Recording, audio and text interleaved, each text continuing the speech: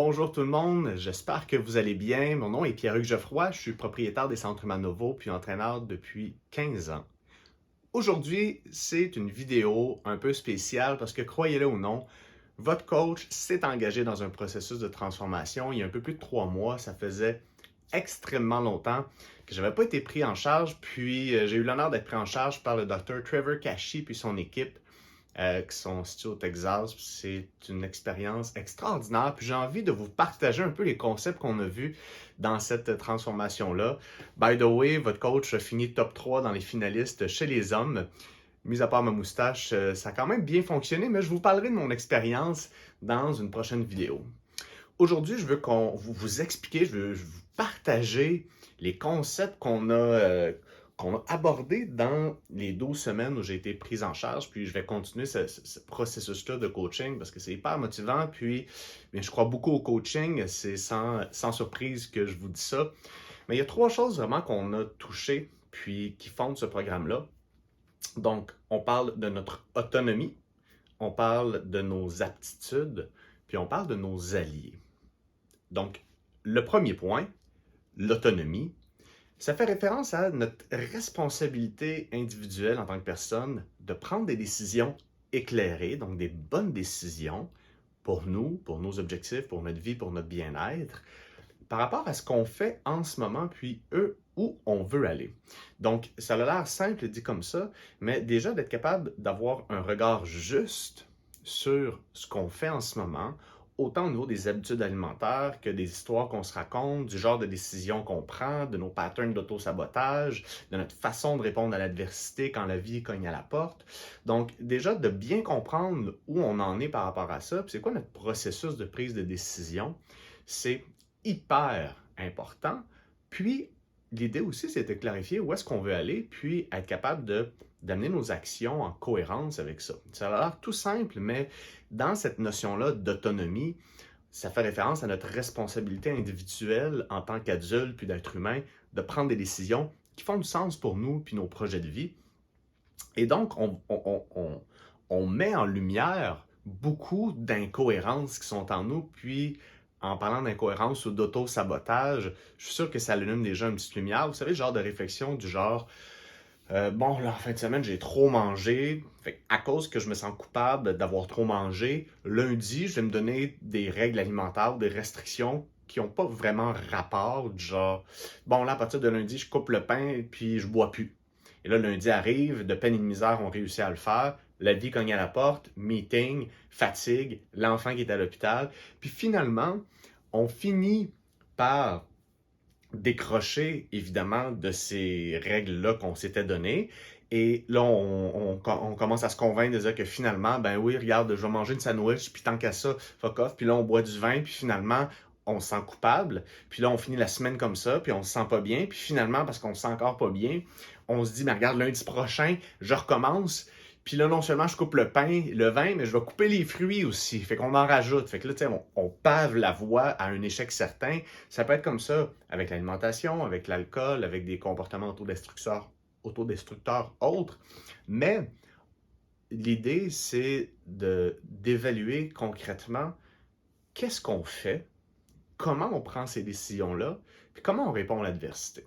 Donc ça fait vraiment référence au volet autonomie et ça commence par un audit juste de nos habitudes alimentaires, des histoires qu'on se raconte, puis des histoires on s'en raconte, puis on s'arrange pour que ce qui se passe dans la réalité, même si ça fait pas de sens puis c'est incohérent, on va ajuster notre histoire pour se dire ouais mais finalement j'ai bu du vin parce que tu sais j'avais une grosse journée puis tu sais là finalement c'est pas si grave, dans le fond je le mérite puis c'est pas grave puis blablabla. Puis là on finit par croire à l'histoire qu'on se raconte puis on finit par croire que ça fait du sens puis finalement le résultat ou le ressenti est pas tout à fait juste. Donc il y a beaucoup d'exploration autour de ça et l'autonomie, donc être responsable de ses choix pour qu'ils deviennent cohérents avec ce qu'on veut, c'était une grosse partie du programme.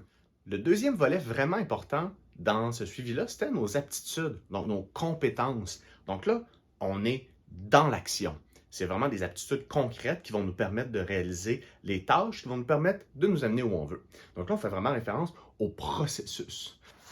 Exemple, avoir une vision claire d'où je veux aller, manger plus lentement, plus consciemment, mieux organiser mes semaines au niveau de l'alimentation, puis comprendre quand quels éléments font en sorte que ça fonctionne moins bien.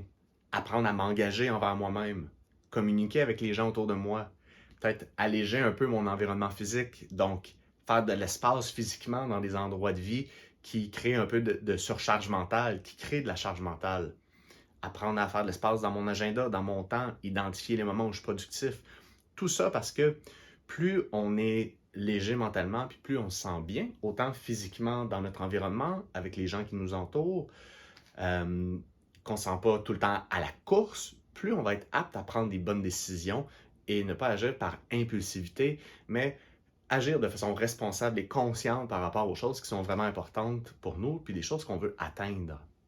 Me réapproprier mes signaux de faim, me réapproprier ma relation avec l'alcool, apprendre à mieux gérer les moments où on sort chez des amis, où on va au restaurant. Tout ça sont des choses qui vont influencer de façon globale les résultats.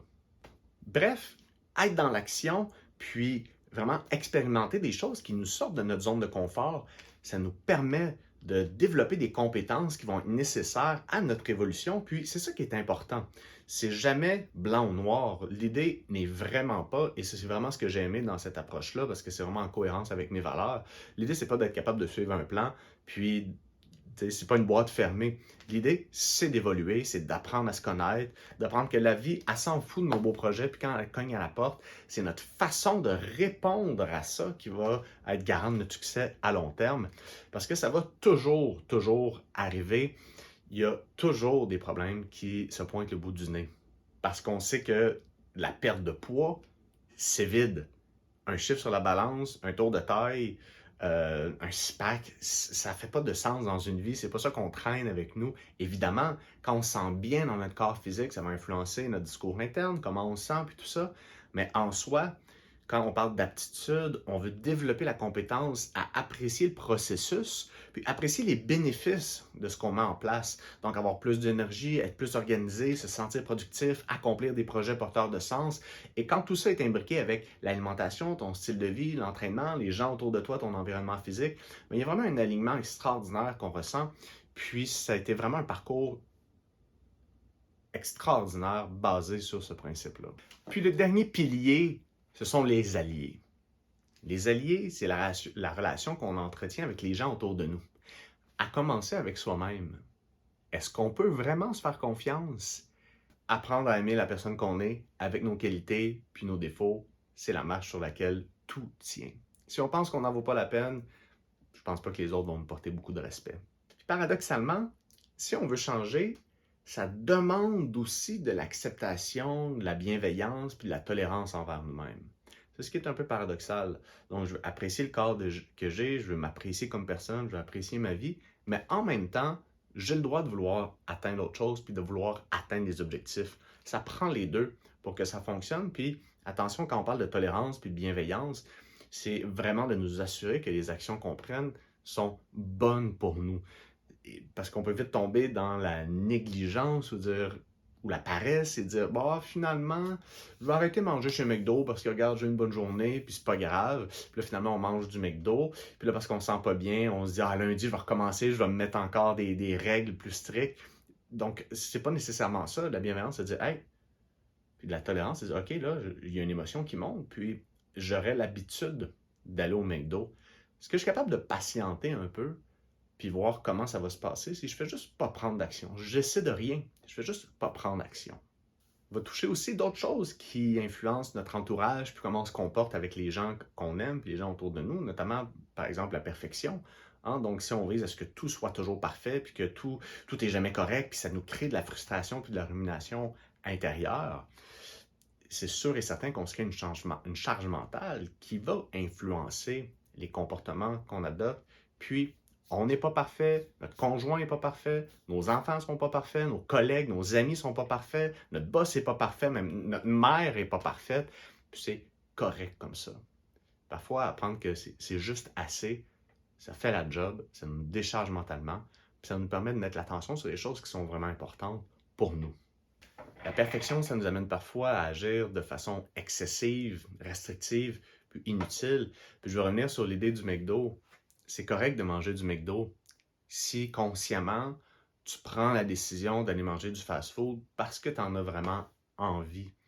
Mais si tu réagis par impulsivité, de façon inconsciente, puis que tu manges du McDo, puis que tu entretiens un cycle de culpabilité, puis de regret, puis que tes comportements te semblent incohérents avec la personne que tu es, là, il y a quelque chose d'important à explorer. Donc, dans les alliés, dans nos relations qu'on entretient, la première, c'est la relation avec nous, puis ensuite, c'est la relation avec nos proches. Donc, évidemment, d'apprendre à identifier nos besoins, puis les communiquer de façon juste avec les gens qui nous sont chers, qui sont importants pour nous, c'est hyper important parce que nos gens proches, c'est notre système de support affectif, social, le plus proche de nous, et c'est hyper important parce que les gens qui nous entourent, évidemment, vont influencer nos comportements. Donc, on apprend aussi à bien communiquer nos besoins, puis ouvrir la parenthèse pour être sûr que ces gens-là comprennent pourquoi on fait les choses, comprennent pourquoi c'est important pour nous. Puis après cette proximité-là avec les gens qui sont proches, ben, on a un cercle social qui est un peu plus grand, donc nos amis, les gens au travail, etc. Puis quand on est bien outillé intérieurement, puis que les gens autour de nous nous donnent un support, ben, on est mieux outillé pour agir de façon cohérente avec nos objectifs dans différentes situations. Notez bien que les professionnels qui vous entourent, puis les groupes qui entourent les professionnels, font partie aussi des alliés qui vont nous aider à avoir une perspective différente sur certaines situations ou difficultés qu'on vit. Et dans le fond, ça élargit un peu notre cercle de possibilités parce qu'en échangeant avec des gens qui vivent des choses semblables ou similaires à nous, ça nous donne d'autres options, d'autres perceptions sur ce qu'on vit actuellement. Donc voilà, c'était mon petit partage sur l'expérience que j'ai vécue avec son équipe. Puis moi, ça m'a vraiment aidé à reprendre un peu, je vais dire, le contrôle de mes habitudes et dans le sens où à ressentir une satisfaction dans ma façon dont je gère mes habitudes, de la façon dont laquelle je me régule, puis les résultats que j'ai atteints, bien évidemment, ça donne une certaine fierté. Tout le monde, j'espère que vous avez apprécié. Posez vos questions, partagez la vidéo si vous avez apprécié. On se revoit bientôt.